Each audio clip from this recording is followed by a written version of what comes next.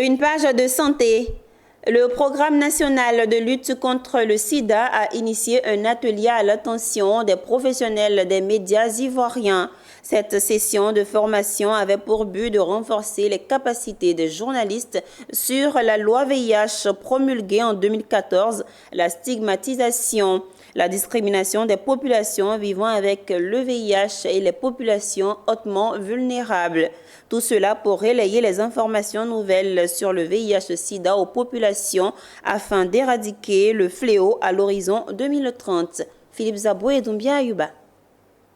Afin d'apporter une réponse efficace à l'épidémie du VIH-Sida, la Côte d'Ivoire a adopté la loi numéro 2014-430 du 14 juillet 2014 portant régime de prévention, de protection et de répression en matière de lutte contre le VIH-Sida et les droits de l'homme. Cependant, 10 ans après son adoption, cette loi semble méconnue du public.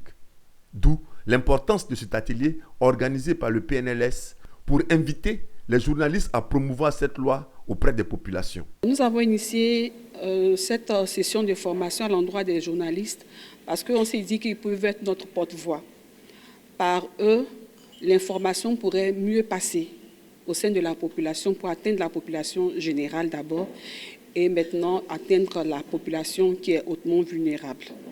Pour que tout le monde sache qu'il y a une loi qui protège non seulement les personnes vivant avec le VIH, les populations hautement vulnérables, mais également que la population générale se doit de respecter cette loi. Outre la promotion de la loi sur le VIH-Sida, cet atelier a servi de cadre de présentation à la PrEP, un nouveau moyen de lutte contre le VIH-Sida. Globalement, ce que vous devez retenir, c'est une nouvelle approche supplémentaire ou bien une nouvelle méthode supplémentaire de prévention aux autres méthodes qui existent de prévention dans le cadre du VIH et qu'elle s'adresse à toutes les populations qui doivent être séronégatives, qui ont un haut risque de contracter le VIH et dont l'âge est au-delà de 16 ans. Une avancée notable que les journalistes ont saluée. Il faut savoir que trouver des méthodes qui vont